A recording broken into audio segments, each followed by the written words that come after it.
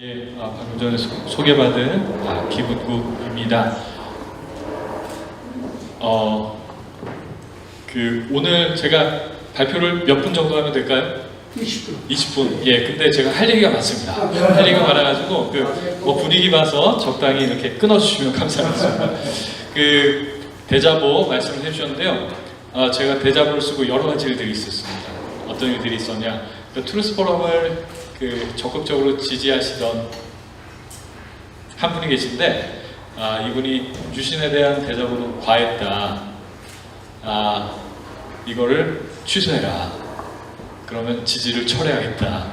그러지 않으면 그런 말씀을 하셨어요. 그래서 제가 여러 가지 상황을 이렇게 돌아보면서 이렇게 다시 한번 느꼈는데, 유신에 관한 내용은 박정희 대통령의 공을 인정해야 한다고 얘기를 하시는 분들마저도 유신에 대해서 부정적인 인식을 가지고 계신 분들이 정말 많구나. 그리고 또 유신 자체가 사실 권위주의 정부의 어떤 그런 조치들로 인해서 좀 이렇게 상처를 받으셨거나 피해를 보시는 분들도 분명히 존재합니다. 그러니까 그런 부분에 대한 아픔이나 이런 것들은 우리가 또 보듬기도 하고 해야죠.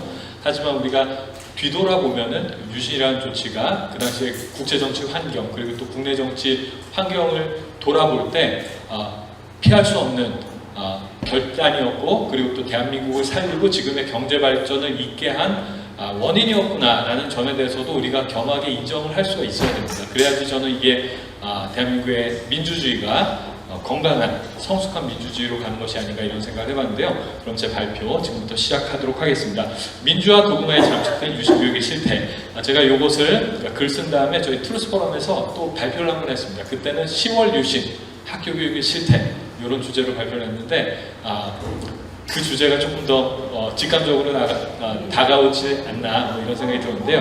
하여튼 이 주제로 제가 발표 시작하겠습니다. 이 친구들 누군지 아시나요? 이 친구들 누군지 아시나요? 2008년도에 광우병 사태 나왔던 애들입니다. 미친 소 너나 먹어 이렇게 했는데, 아마 이 친구들도 미국산 소고기 맛있게 먹었을 것 같아요. 지금쯤은. 제가 이 사진을 굳이 먼저 이렇게 여러분들께 보여드린 이유는, 제가 트루스 포럼에서 얼마 전에 트루스 캠프라는 이름으로 중고등학생들을 대상으로 해서 강연을 한 적이 있습니다. 거기에 온 친구들은 기본적으로 이승만 대통령, 박정희 대통령에 대해서 호감을 가지고 있는 친구들입니다. 그런데 저에게는 상당히 놀랍게도 이 친구들이 광우병 사태에 대해서 전혀 모르고 있더라고요. 여기 계신 분들은 아마 광우병 사태가 거짓 선동이었고, 그리고 대한민국을 위기 속에 빠뜨린 위험한 선동이었다는 것에 대해서 기본적인 인식을 다 가지고 계실 텐데, 어린 친구들은, 중학생, 고등학생 친구들은 여기에 대한 기억 자체가 없습니다. 그렇기 때문에 우리가 아무리 명백한 사실도 기억해내고 교육하지 않으면 잊혀질 수밖에 없구나. 이런 것들을 다시 한번 제가 뼈저리게 느꼈는데요. 유신에 대해서도 지금 이런 상태가 반복되는 게 아닌가 싶습니다. 왜냐하면 가르치지 않기 때문입니다.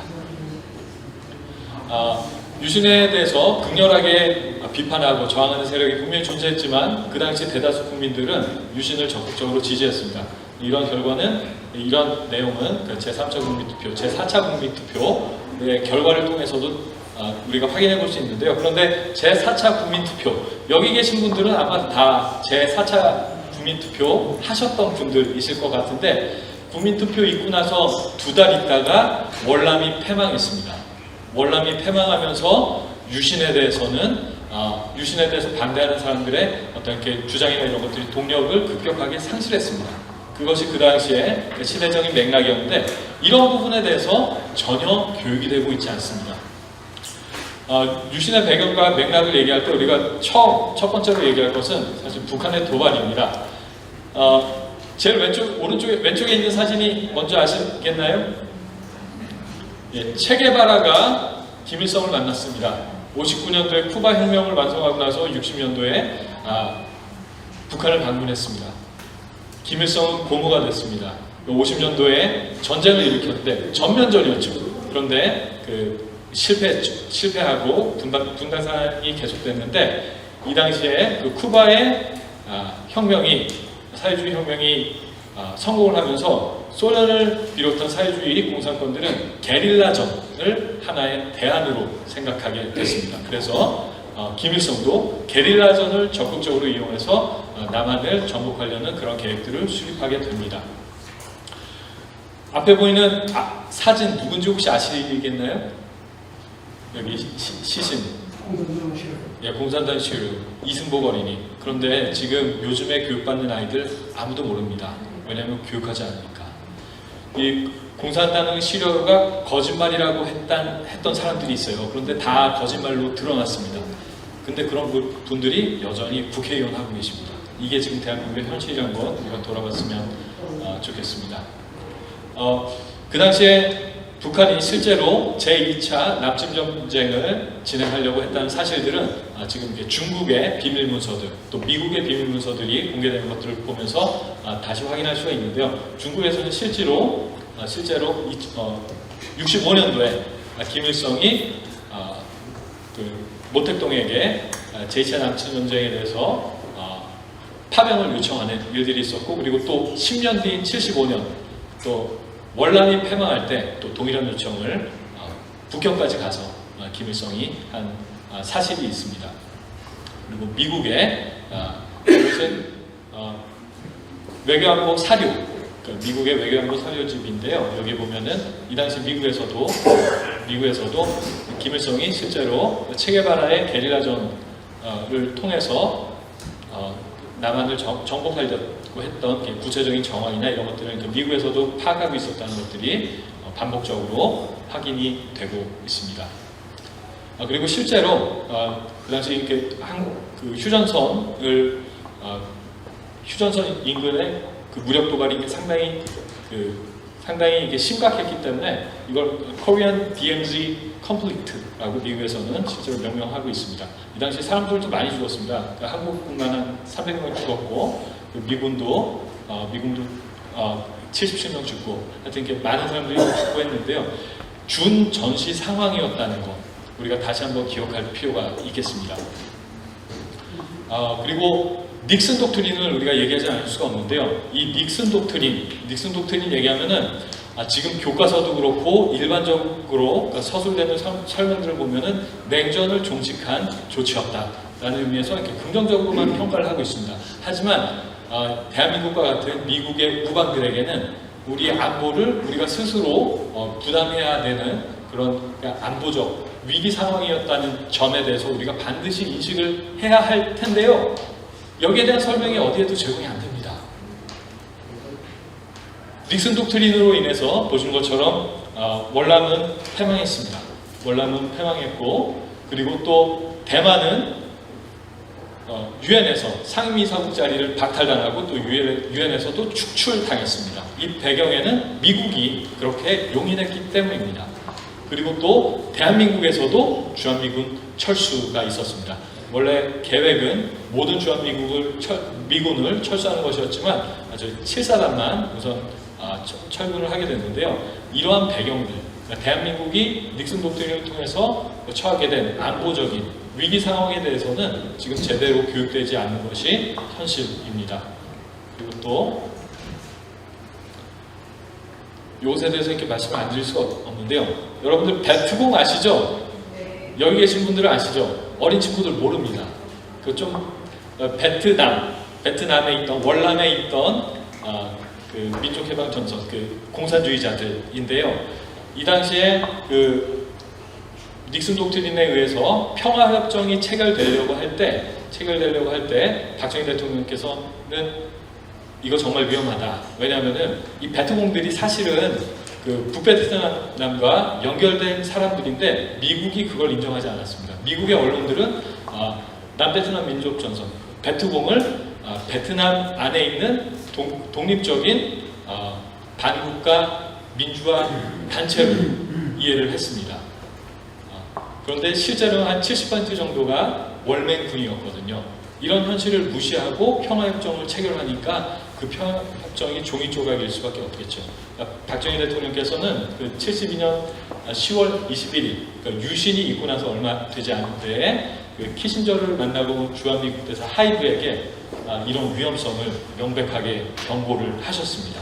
우리가 이런 역사적 사실도 기억해야 할 텐데요. 이 남베트남 민족해방정선을 말하면서 우리가 이것도 하나 같이 좀 기억을 해야 되지 않나. 아까 전에 말씀드린 것처럼 체게바라의 게릴라전이 승리를 하고 쿠바의 혁명이 그러니까 승리를 한 것을 보면서 김일성도 자극을 받았고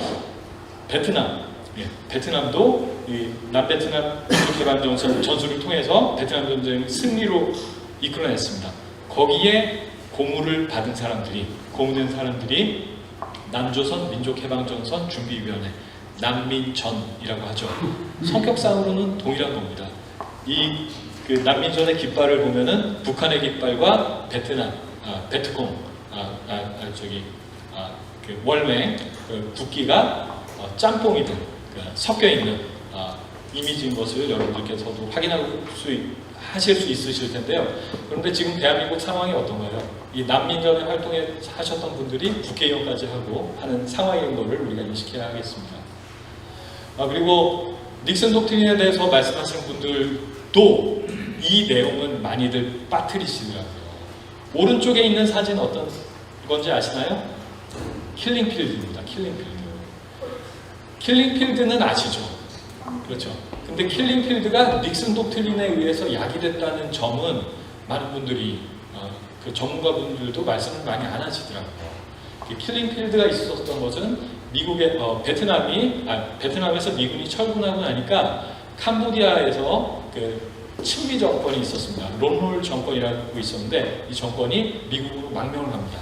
그러면서 그 공백을 캄보디아 크멜루즈가 들어가서 그래서 캄보디아를 차지하게 되는데요. 그런데 캄보디아를 크멜루즈가 푸놈펜에 입성한 그날 75년 4월 17일인데 이때 바로 그날 사실 캄보디아 많은 사람들이 푸놈펜에서 그 크멜루즈를 환영했는데 그날 오후에 푸놈펜 도시에 대한 소개령이 내려집니다. 도시를 다 비워라. 그러고 나서 이제 그 도시에 있던 많은 사람들이 시골로 강제 이주를 당하는데요. 그때부터 그 농업에 기반한 사회주의 유토피아를 만들겠다는 크멜루즈의 킬링필드가 시작이 됐습니다.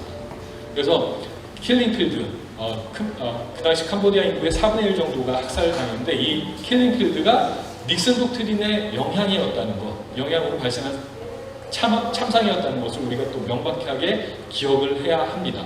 이러한 비슷한 상황이 대한민국에서도 일어날 수 있었던 때입니다. 그런 때에 유신이 있었다는 점에 대해서 우리가 명백하게 기억을 해야 하고요. 그리고 또 그 당시 중국, 비록 미국이 베트남전에 지쳐서 중국과 화해하는 무드를 형성하긴 했지만 그 당시에 중국은 바로 문화대혁명의 광기가 휩쓸던 때입니다. 문화대혁명 얼마나 많은 사람들이 죽었습니까? 수천만이 죽었습니다. 이게 그 당시 한반도를 둘러싼 국제 정세였다는 것에 대해서 우리가 유신에 대해서 이야기할 때 이것을 이렇게 빠뜨리면은 안 되겠다는 말씀을 다시 한번 전해드립니다. 그리고 또 유신과 관련해서는 우리가 대중경제론을 이야기하지 않을 수 없습니다. 71년도 대선에서 김대중 후보가 약진을 했는데요. 그런데 문제가 이 김대중 후보가 종속이론에 기반한 내포적 공업화를 공약으로 내걸었습니다. 그리고 아슬아슬하게 박정희 대통령께서 승리하셨는데 그 한 달쯤 있다가 치러진 총선에서도 개헌선에 못 미치는 과반수 의석을 민주공화당이 박정희 대통령의 민주공화당이 했습니다. 이것이 왜 문제냐 하면은 그럼 이제 5년 뒤에는 그동안 경제발전 하려고 1차 5개년 경제발전 계획 2차 이렇게 해서 나라의 기틀을 다져놨는데 만약에 정권이 바뀌게 되면 그게 중단이 되어버리는 거예요. 그런 상황이 오니까 그리고 또 아까 전에 말씀드린 국제 정치적 또 북한의 도발 뭐 이런 것들이 있는 상황에서 박정희 대통령께서는 유신을 감행하는 결단을 하실 수밖에 없었던 상황이었다는 것에 대해서 우리가 좀 이해는 하고 가야 되지 않을까 이런 생각이 들었습니다. 김대중 후보의 대중경제론 지금 내용을 보시면은 이런 것들을 정말 실제로 주장을 이분이 하셨을까에 대해서 의문을 갖게까지 합니다. 무역하면 안 된다는 겁니다. 무역 의존도 최대한으로 억제하는 게 바람직하고 수출에 국가의 존망을 매달겠다는 건 일대의 모험이다. 그리고 그래서 수출 입국의 구설은 면밀히 검토하고 자립경제 달성을 기본 방향으로 해서 내포적 공업화 추구해야 된다. 이 말씀인데요. 내포적 공업화를 아주 충실하게 추진한 나라가 있습니다. 지금까지. 어딘지 아시나요? 예, 북한입니다.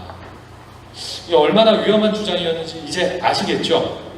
예, 이런 상황에서 유신이라는 결단이 있었다는 것 우리가 이해해야 하겠습니다.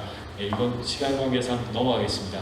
그리고 박정희 대통령의 공은 인정하지만 과가 많다라고 하시는 분들이 대부분 유신을 과로 얘기를 하십니다. 그리고 참 이게 왜 그런지 모르겠는데요. 2번까지는 괜찮은데 3번 이상 하면 독재다. 이런 프레임이 있습니다. 학생들도 그런 프레임에 좀 빠져 있는 걸 봤는데요. 박정희 대통령이 이게 3번 이렇게 하게 된 게 그러니까 유신입니다. 유신인데 박정희 대통령의 공을 얘기하시는 분들이 언급하시는 그 경제 발전의 대부분이 이 유신 이후에 이루어진 것입니다. 보시면은 70년 7월 7일 그때 가서야 겨우 경부고속도로 완성이 됐고 그리고 70년 10월 11일에 유신이 있은 다음에 포항제철에서 처음으로 쇳물이 나온 게 73년 7월 3일입니다. 많은 분들이 이걸 연결을 못 시키세요. 유신하고. 그리고 이제 대한민국이 자체적으로 철을 만들 수 있었어요. 그러니까 그 이후의 산업발전이 조선, 자동차 이런 것들이 가능했던 겁니다. 조선이나 자동차 같은 경우에는요, 대기업들, 정경유착을 얘기를 하고 그런데 대기업들 그 당시에 보면은 대기업들도 사실 성공 가능성을 상당히 낮게 보고 직접 뛰어들지 못하던 상황에 박정희 대통령을 비롯한 이렇게 정부 관계자들에게 등 떠밀려서 사실 이렇게 추진하게 된 프로젝트들이 상당히 많습니다. 조선도 그렇고 자동차도 그렇고요. 그런데 이런 것들을 다 빼놓고 유신은 나쁜 거라고 얘기할 수가 있는 것인지 우리가 돌아봐야 하겠습니다.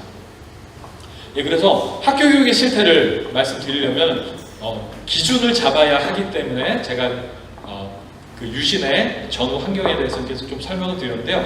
그러면 이렇게 학교 교육의 유신에 대해서 객관적인 설명을 제공하려면 기본적으로 그 당시에 북한의 도발과 닉슨 독트린의 문제점 그리고 또 주한미군 철수 등 안보적 위기 상황에 대해서 설명하는 건 당연하겠죠.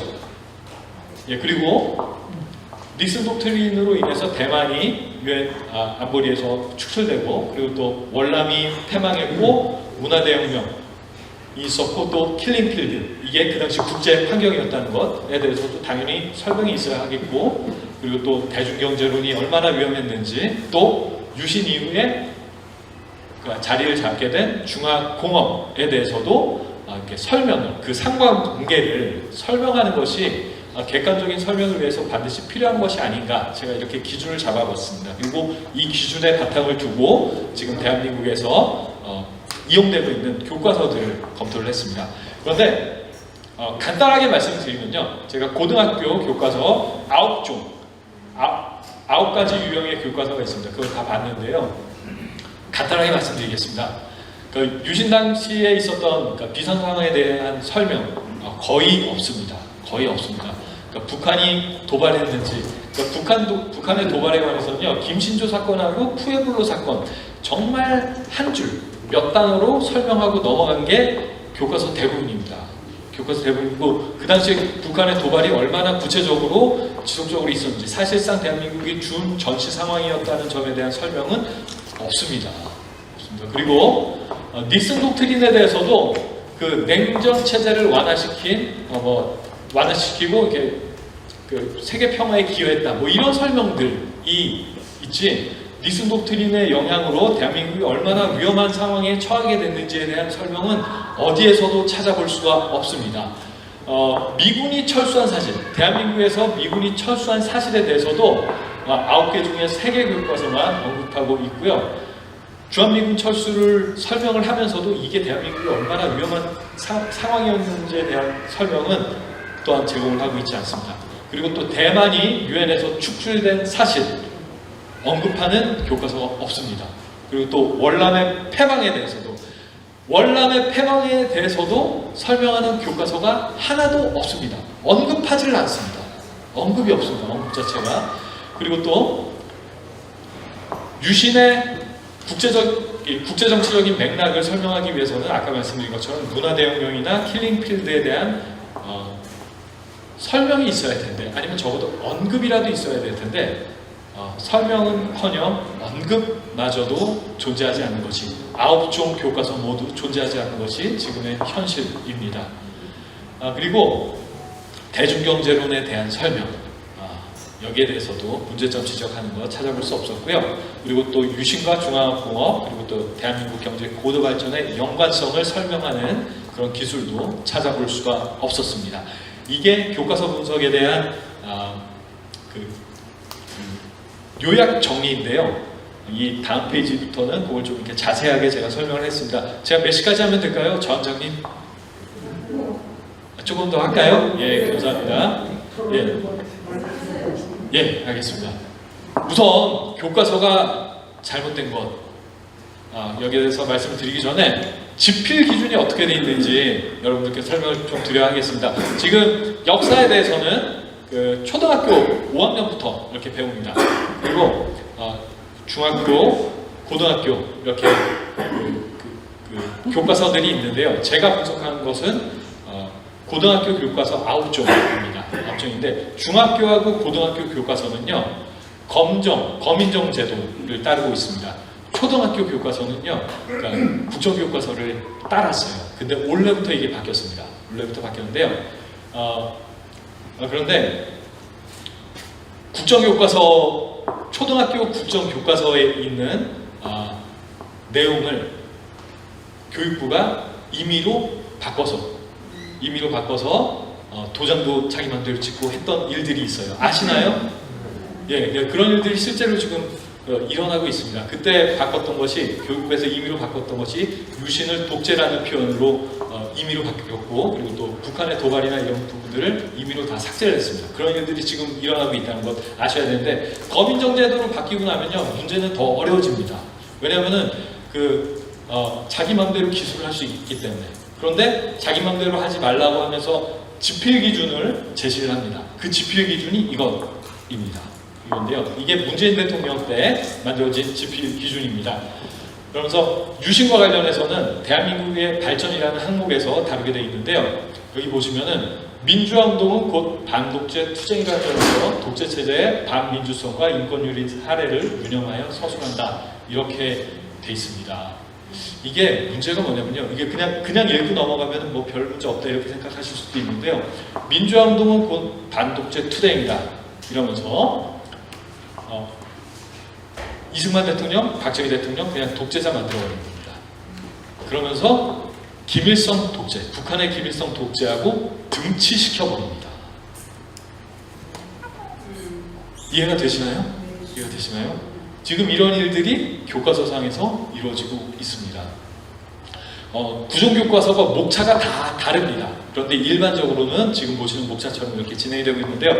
대한민국의 발전이라는 이 항목 아래 8개의 장이 있습니다. 8개의 장이 있는데 그 중에서 여기 네 번째 4.19 혁명과 민주화를 위한 노력이라는 장에서 4.19, 5.16, 유신 그리고 또 5.18에 대해서 모든 교과서가 다루고 있습니다. 그리고 경제발전에 관해서는 장을 바꿔가지고 경제성장과 사회문화의 변화라는 장에서 박정희 정부의 경제계획과 새마을운동에 대해서 이렇게 설명하고 있고요. 그리고 8장에 보시면은 남북화해야 동아시아 평화를 위한 노력이라는 장이 있는데 여기서 모든 교과서가 다 그렇게 하는 건 아닌데 닉슨 독트린이나 북한의 도발을 종종 언급합니다.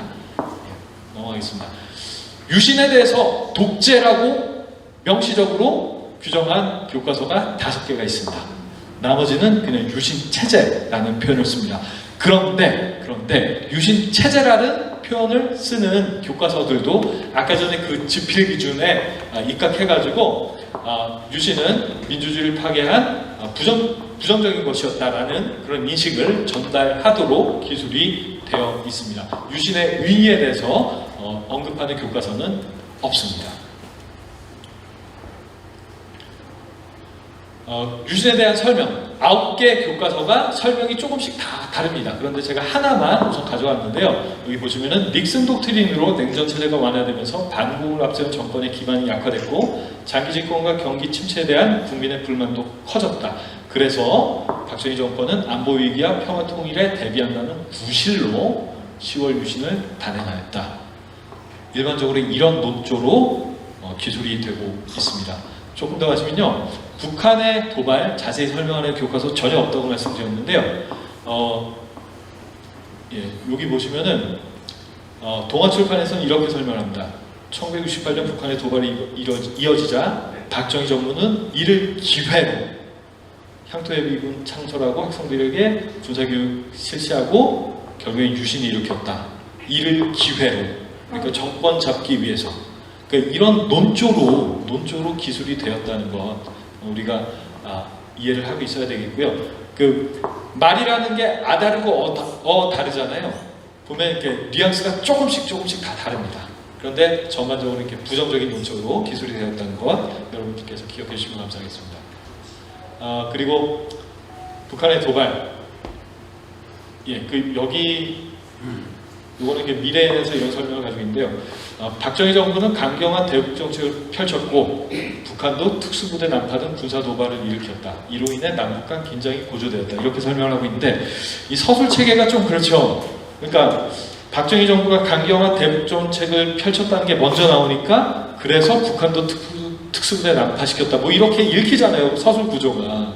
이게 글이라는 게 그 뉘앙스 전달이 참 미묘한데, 그러니까 유신에 대한 또 박정희 정권에 대한 부정적인 인식들을 가지고 있는 사람들이 이런 식의 기술들을 이렇게 정말로 교과서에 아이들이 공부하는 교과서에 심어두고 있습니다.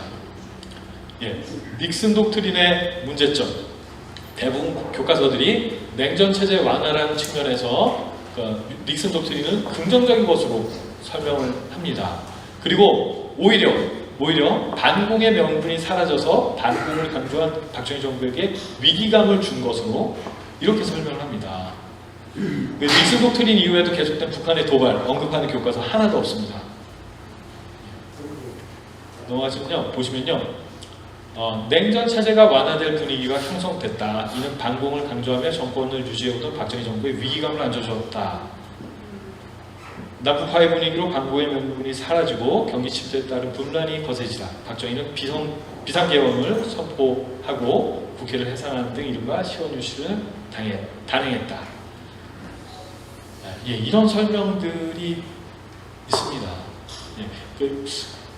넘어가겠습니다. 그리고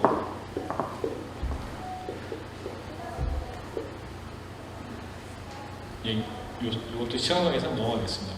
주한미군 철수에 관한 설명이 아예 없는 책들이 이만큼 됩니다. 하나, 둘, 셋, 넷, 다섯, 여섯. 주한미군 철수, 닉슨 독트린으로 야기된 주한미군 철수에 대해서 언급하지 않는 교과서가 이렇게 5개나 있고요. 언급하는 교과서들도요, 약간 핀트가 이상합니다.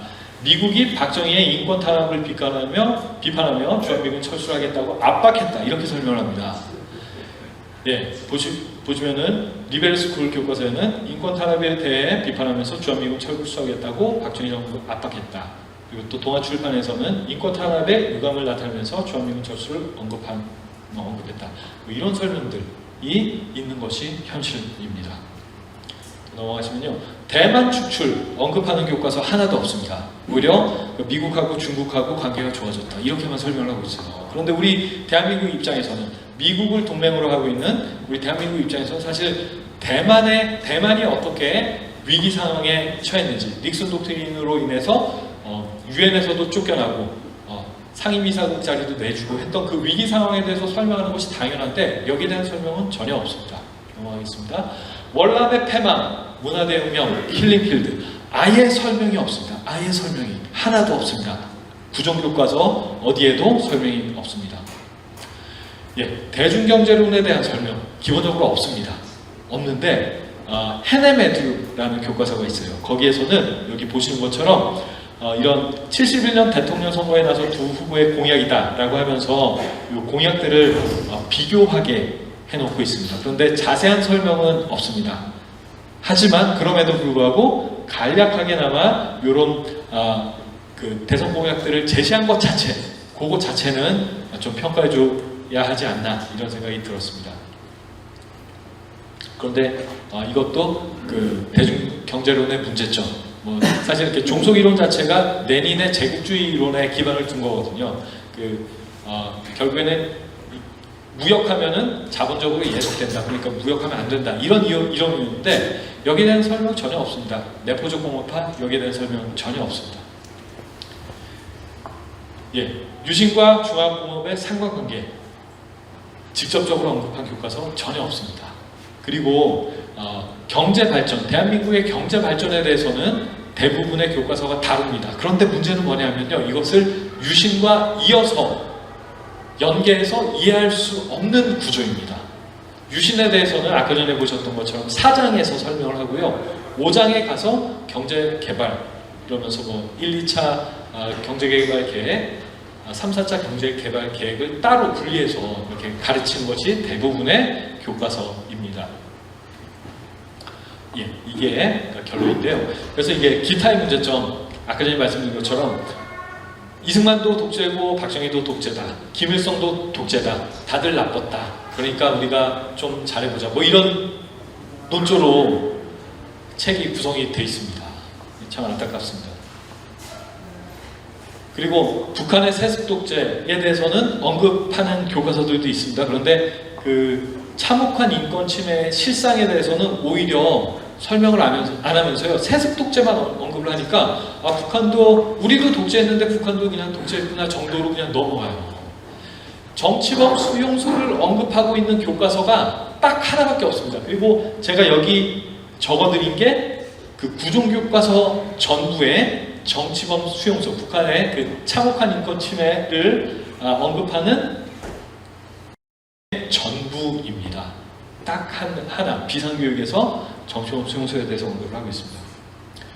그리고 모든 교과서들이 아까 전에 말씀드렸던 것처럼요, 민주화 투쟁에 대해서 아주 자세하게 설명을 하고 있습니다. 그러면서 노동운동이나 이런 것들을 아주 자세하게 설명하고 있는데요, 인혁당 사건에 대해서 아주 그 박정희 정부가 제1차 인혁당 사건은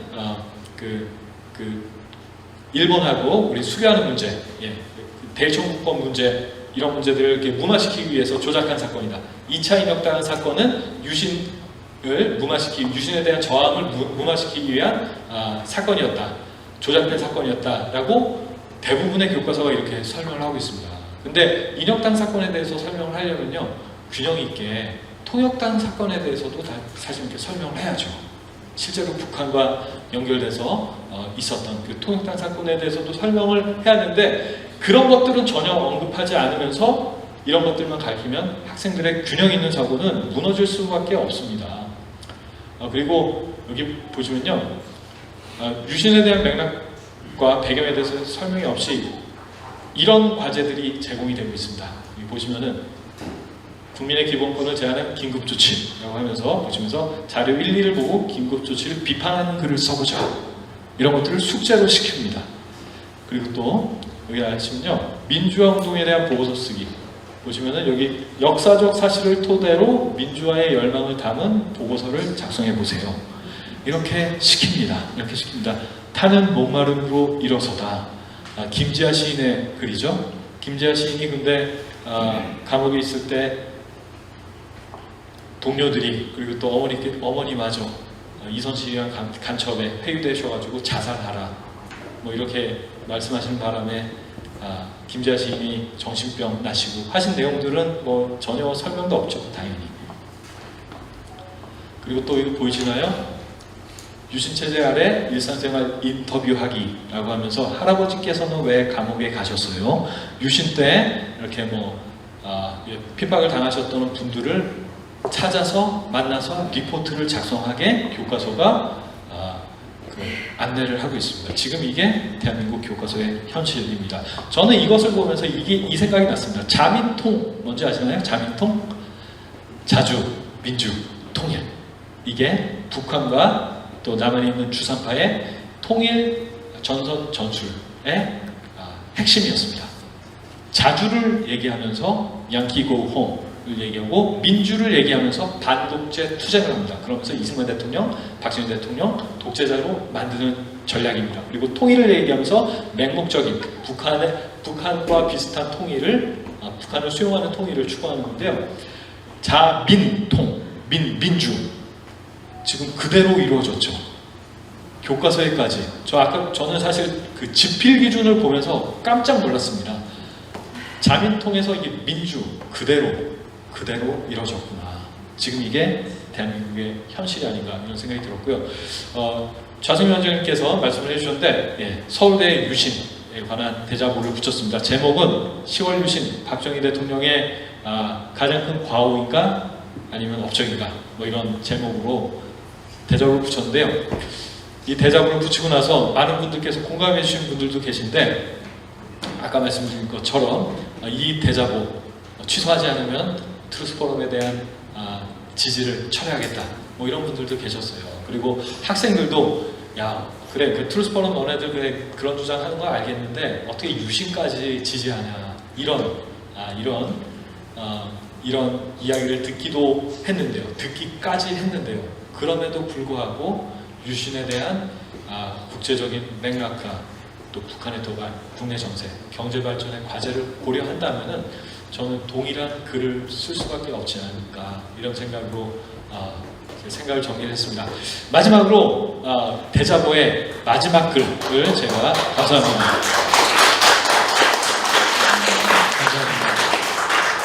제가 대자보의 마지막 글인데요. 이 글을 함께 읽으면서 제가 정리를 하려고 합니다. 민주화는 국가가 독립해야 가능한 것입니다. 그리고 산업화가 없는 민주화는 허상입니다. 이 부분은 이강호 위원님께서 쓰신 글에서 그대로 따왔습니다. 그런데 보신 것처럼 민이 나라의 주인이 되려면은 나라가 존재해야 되고 또 민의 경제적 기반과 경제적 자유가 보장돼야 됩니다. 민주주의 하려면은 우선 민이 돈이 좀 있어야 된다. 그리고 또 그 민이 가지고 있는 경제적 기반, 그 돈이 보호를 받아야 됩니다. 그런 시스템을 만드는 것이 중요합니다. 유신은 자유대한의 독립을 가능케 했고 또 가난을 추방하고 한강의 기적을 낳았습니다. 박정희 대통령이 추진한 정부 주도 개발.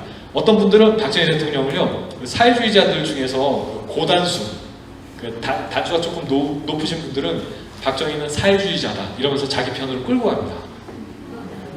실제로 그렇습니다. 실제로 그런데 이게 근본적인 차이가 있습니다. 사회주의 계획경제는 국가가 배불러지죠. 개인이 배불러지지 않습니다. 그래서 사회주의 계획경제와는 달리 박정희 정부가 추진한 경제개발은 민의 경제적 기반과 자유를 확장했습니다. 그런 점에서 대한민국의 실질적 민주화는 역설적이지만 형식적 민주화를 파괴한 유신을 통해서 가능하게 됐다. 이렇게 이야기할 수 있겠습니다. 그리고 이것을 이해하는 것이 보다 성숙하고 건강한 민주주의로 나가는 길이라고 생각합니다. 한강의 기적은 유신을 통해서 가능했고 유신이 없었다면 한강의 기적은 없습니다. 그리고 또 유신이 없었다면 대한민국이 없어졌을지도 모를 일입니다. 이것으로 제 발표 마치겠습니다.